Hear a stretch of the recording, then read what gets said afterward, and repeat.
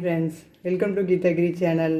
இன்றைக்கி நம்ம வந்து பனானாவில் ஒரு ஸ்வீட் பண்ணுறதை பார்க்க போகிறோம். அதுக்கு வந்து எங்கள் ஊரில் வந்து கச்சாயின்னு சொல்லுவாங்க. அதுக்கு தேவையான பொருள் பார்த்திங்கன்னா, பெரிய பெரிய பனானா வந்து ஒரு 2 பனானா எடுத்துக்கோங்க.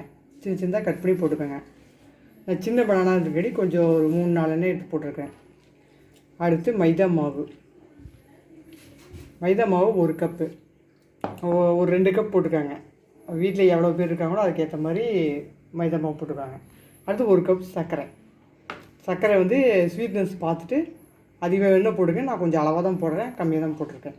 அடுத்து சோடா உப்பு, பேக்கிங் சோடா, அது வந்து நம்ம ஒரு 1/4 டீஸ்பூன் தாங்க போட போகிறோம், அதிகமாகலாம் கிடையாது.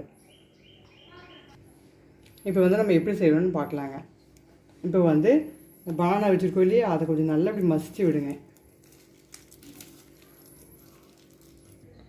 இதில் வந்து மைதா மாவு போடுறேங்க. ஃபுல்லாக மைதா மாவு போட்டுக்கோங்க.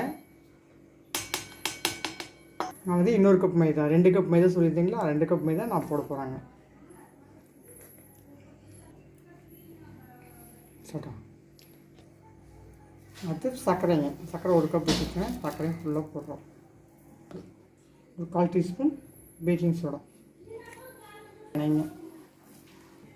போட்டு நல்லா மிக்ஸ் பண்ணுங்கள். நல்லா கையிலே மிக்ஸ் பண்ணுங்கள். வேணுங்கிற அளவுக்கு கொஞ்சம் தண்ணி கொஞ்சம் ஆட் பண்ணிக்கோங்க. லைட்டாக கொஞ்சம் தண்ணி மட்டும் கொஞ்சம் தொளிச்சுக்கோங்க. நிறைய ஊற்றிடாதீங்க, அப்புறம் ரொம்ப குழம்பு போயிடும். பாருங்கள், இந்த அளவுக்கு கொஞ்சம் திக்காக இருந்தால் போதும். இது வந்து சர்க்கரை கொஞ்சம் கரையாக்க நம்ம ஒரு 1/2 hour வந்து ஊற வைக்க போகிறாங்க.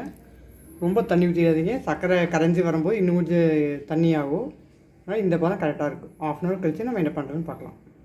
பாருங்கள், ஒரு 30 மினிட்ஸ்க்கு அப்புறம் பார்த்திங்கன்னா இன்னும் கொஞ்சம் நம்ம எவ்வளோ கெட்டியாக வச்சுருந்தோம், இப்போ கொஞ்சம் நல்லா குழக்குன்னு இருக்குது பாருங்கள்.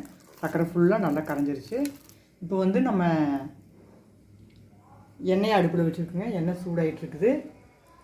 எண்ணெய் லைட்டாக சூடாகிடுச்சுன்னு செக் பண்ணிக்கோங்க. ஃபஸ்ட்டு கொஞ்சம் மாவு போட்டு நல்லா சூடாகிடுச்சுங்க. இதில் வந்து நம்ம கொஞ்சம் குட்டி குட்டி பால்ஸாக இப்படி எடுத்து இங்கே பாருங்கள், குட்டியாக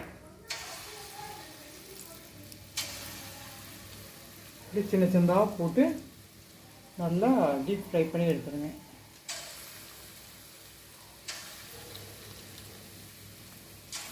நல்லா அப்படியே திருப்பி விடுங்க. அடுப்பு கொஞ்சம் சிம்மில் வச்சுக்கோங்க, அப்போ தான் உள்ளுக்கு நல்லா வேகுங்க. பாருங்கள், இப்போ சுட ரெடி ஆகிடுச்சுங்க.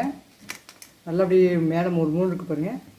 உள்ளே பிடிச்சி பார்த்தா அவ்வளோ சாஃப்டாக இருக்குங்க. சாப்பிட்டு பாருங்கள், நல்லா அருமையாக இருக்கும், ரொம்ப டேஸ்ட்டாக இருக்கும். ஓகேங்க, நம்ம செஞ்ச பனானாவில் ஒரு அழகான ஸ்வீட் செஞ்சாச்சுங்க. தேங்க்ஸ் ஃபார் வாட்சிங். உங்களுக்கு இது டேஸ்ட் பிடிச்சிருந்தா கமெண்ட்ஸில் சொல்லுங்கள். கமெண்ட் பண்ணுங்கள். தேங்க்ஸ் ஃபார் வாட்சிங். வாழ்க வளமுடன்.